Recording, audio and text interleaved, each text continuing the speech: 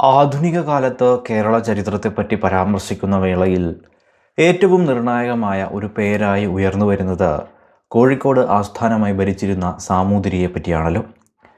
കേരളത്തിലേക്കെത്തുന്ന European ശക്തികളുടെ കാലഘട്ടത്തിലൊക്കെ പിന്നീട് അങ്ങോട്ടും കേരള മേഖലയിലെ അതിശക്തനായി സാമൂതിരി നിലനിന്നത് കൊണ്ട് തന്നെ ആ ചരിത്രത്തിനും അതുപോലെ ചരിത്ര രേഖപ്പെടുത്തലുകൾക്കും പ്രാധാന്യം വർദ്ധിക്കും. എന്നാൽ കേരളത്തിൻ്റെ ചരിത്ര വഴികളിലേക്ക് കുറച്ചുകൂടെ പിന്നോട്ട് പോയാൽ ഒട്ടനവധി കൊച്ചു ദേശങ്ങളുടെ അഥവാ രാജ്യങ്ങളുടെ ചരിത്രമാണല്ലോ കാണാനാവുക. അത്തരമൊരു സാഹചര്യത്തിൽ നിന്ന് അതിശക്തനാകുന്ന ഒരു രാജ്യമായി സാമൂതിരി മേഖലകൾ മാറുകയാണ് ഉണ്ടായത്. അതിൻ്റെ ഏറ്റവും വലിയ ചരിത്ര സാക്ഷ്യം കൂടിയാണ് മാമാങ്ക അവകാശം പിടിച്ചെടുക്കുന്നതും സാമൂതിരി രക്ഷാപുരുഷനായി മാറുന്നതും. 13-ാം നൂറ്റാണ്ട് കാലത്താണ് സാമൂതിരി സമീപ ദേശങ്ങൾ പിടിച്ചും ഭയന്ന് പലരും സാമന്തരുമായുമൊക്കെ വലിയൊരു ദേശത്തിൻ്റെ അധിപനായി മാറുന്നത്. 13-ാം നൂറ്റാണ്ടിൻ്റെ അവസാന കാലത്താണ് സാമൂതിരിപ്പാട് വള്ളുവക്കോനാതിരിയിൽ നിന്നും മാമാങ്കം നടത്താനുള്ള അവകാശവും വള്ളുവനാടിൻ്റെ അടക്കം പല ദേശങ്ങളുമൊക്കെ പിടിച്ചെടുക്കുന്നതും. തുടർന്നങ്ങോട്ട് ചാവേറുകളുടെ പോരാട്ടം കൊണ്ടുകൂടി മാമാങ്കം എന്ന ഉത്സവം പ്രസിദ്ധമായി. വള്ളുവക്കോനാതിരിയെ തോൽപ്പിച്ച് രക്ഷാപുരുഷസ്ഥാനം സാമൂതിരി ഏറ്റെടുത്തത് മുതൽ ഇരുവരും തമ്മിൽ അല്ലെങ്കിൽ ഇരു മേഖലകളും തമ്മിലുണ്ടായ കുടിപ്പക നൂറ്റാണ്ടുകൾക്കിപ്പുറം മൈസൂരിൻ്റെ ആഗമനം വരെയും തുടർന്നു പോന്നു. അതുവരെയും രാജകുടുംബങ്ങളോ സൈന്യങ്ങളോ മാത്രമല്ല വള്ളുവനാട് ദേശത്തെ ജനതയുൾപ്പെടെ സാമൂതിരിയുടെ ദേശത്തെ ജനതയെ കണ്ടാൽ വെറുപ്പ് പ്രകടിപ്പിച്ചു. നേരെ തിരിച്ചും അങ്ങനെ തന്നെ. അത്രമാത്രം പക മാമാങ്കവുമായി ബന്ധപ്പെട്ട് ഉണ്ടായിരുന്നു എന്നും അനുമാനിക്കാം. സാമൂതിരിയുടെ വള്ളുവനാട് ആക്രമണങ്ങൾക്ക് ചുക്കാൻ പിടിച്ചത് ഒരു മുസ്ലിം നായകനായിരുന്നു എന്ന് രേഖപ്പെടുത്തലുകൾ കാണാം.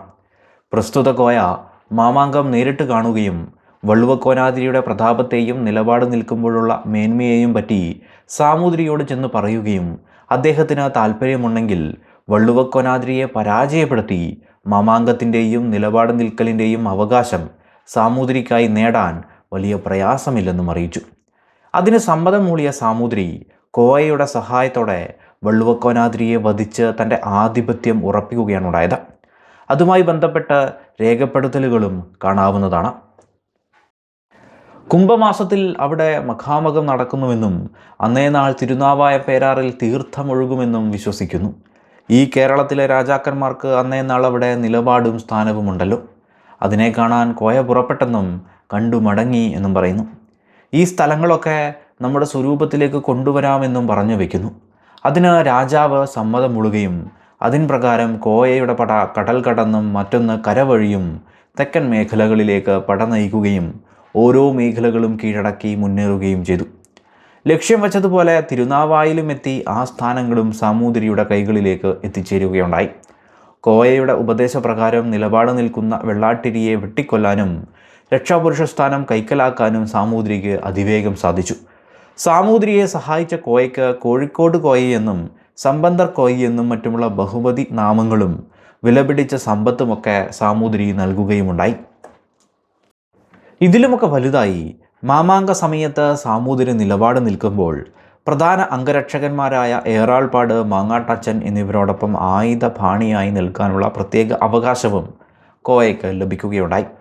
മാമാങ്ക വഴികളിൽ നിലപാട് നിൽക്കാനുള്ള അവകാശം നേടിയെടുത്തതിന് ശേഷം വള്ളുവക്കോനാതിരിയുടെ ശക്തി കേന്ദ്രവും ബുദ്ധി കേന്ദ്രവുമായിരുന്ന കരുവായൂർ മൂപ്പിലങ്ങൂന്നിനെ വധിക്കാനും അദ്ദേഹത്തിൻ്റെ കേന്ദ്രമായ വെങ്കടക്കോട്ട പിടിച്ചെടുക്കാനുമുള്ള ശ്രമങ്ങളാണ് സാമൂതിരി നടത്തിയത്. വള്ളുവനാട് ദേശത്തിൻ്റെ പ്രധാന ഭാഗത്തായിട്ടായിരുന്നു വെങ്കലക്കോട്ട നിലനിന്നത്. ഇന്നത്തെ കാലത്തെ കോട്ടക്കൽ മേഖലയാണിത്.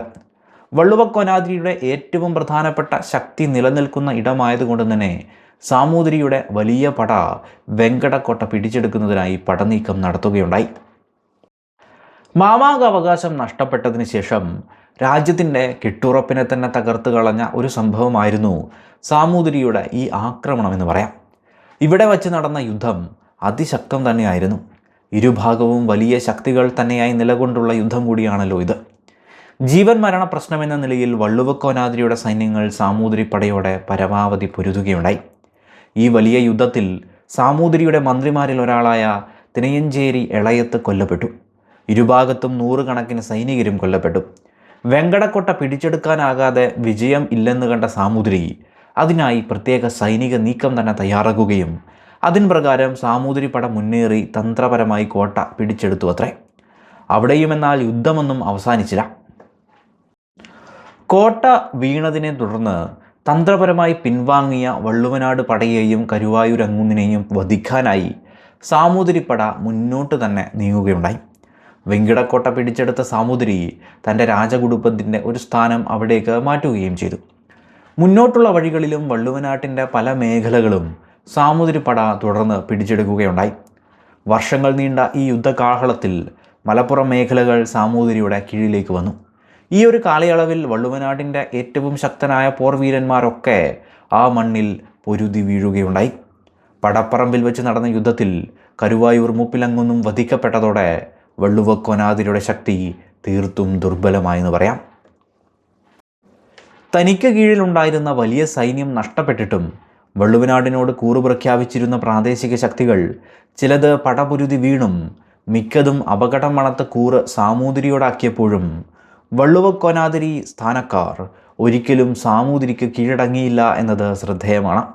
അതുമാത്രമല്ല, പിന്നീട് വന്ന ഓരോ മാമാങ്കത്തിലും ചാവേർ വീരന്മാരെ അയച്ചുകൊണ്ട് സാമൂതിരിയുടെ അധികാരത്തെ അവർ ചോദ്യം ചെയ്തുകൊണ്ടേയിരുന്നു.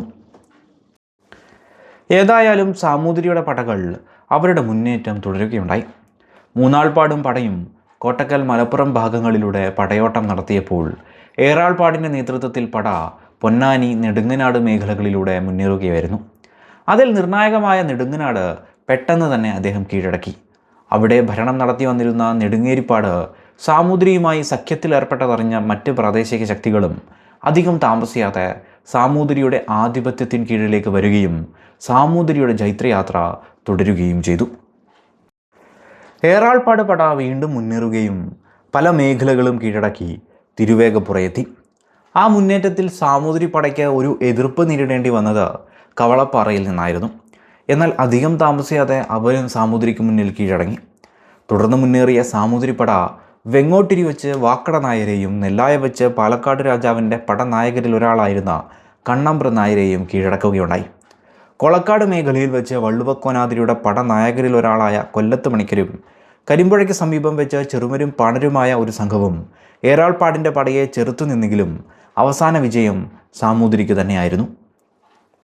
പിന്നീട് ധർമ്മോത്ത് പണിക്കരും കൂറുമാറി സാമൂതിരിയുടെ ഭാഗം ചേർന്നതോടെ സാമൂതിരിയുടെ വിജയം ഏതാണ്ട് പൂർണ്ണമായി. അതോടെ ആനക്കയം പുഴയ്ക്ക് തെക്കും പുലാമന്തോൾ പുഴയ്ക്ക് ഇടയിലുമായി വള്ളുവക്കോനാതിരിയുടെ രാജ്യം ചുരുങ്ങി.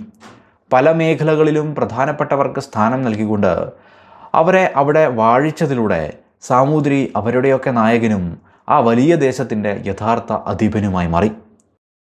അതുപോലെ രേഖപ്പെടുത്തലുകൾ പ്രകാരം വർഷങ്ങളോളം പടവെട്ടി വള്ളുവക്കോനാതിരിയെ കീഴടക്കുകയും പടിഞ്ഞാറുള്ള 11,000 പടനായന്മാരെയും തെക്കുംകൂറിലെ 2,400 പടനായന്മാരെയും വടക്കംകൂറിലെ 900 വരുന്ന പടയെയും കീഴിലാക്കാൻ സാമൂതിരിക്ക് സാധിച്ചു എന്ന രേഖപ്പെടുത്തലുകളും കാണാനാവുന്നതാണ്. ഏതായാലും സാമൂതിരിയുടെ ആ സൈനിക മുന്നേറ്റത്തോടെ കാലങ്ങളായി അതുവരെയും അതിശക്തനായി നിലനിന്ന വള്ളുവക്കോനാതിരി എന്നത് അതീവ ദുർബലനായി തീരുകയും ഓരോ മേഖലകളായി മലയാള ഭൂമിയുടെ വലിയൊരു ഭാഗം തന്നെ കീഴടക്കി സാമൂതിരി പിന്നീടുള്ള പല നൂറ്റാണ്ടുകൾ പ്രബല ശക്തിയായി ഭരണം തുടരുകയുമാണ് ഉണ്ടായത്. ഈ രീതിയിൽ സാമൂതിരി ദീർഘകാലം രാജ്യം ഭരിച്ചെങ്കിലും വള്ളുവനാട് ദേശത്തിൻ്റെ പക ആ കാലങ്ങളിലൊക്കെയും നിലനിന്നു. ഇരുനാട്ടിലെയും ജനത പോലും ആ പകയിൽ ജീവിക്കുകയുണ്ടായി. സാമൂതിരിയുടെ മാമാങ്ക ആഘോഷങ്ങളിലെല്ലാം തന്നെ വള്ളുവക്കോനാതിരിയുടെ ചാവേർ വീരന്മാർ സാമൂതിരി ഭരണത്തെ ചോദ്യം ചെയ്തുകൊണ്ട് വീരോടെ പൊരുതി ആത്മത്യാഗം അനുഷ്ഠിച്ചു പോരുകയാണ് ഉണ്ടായത്.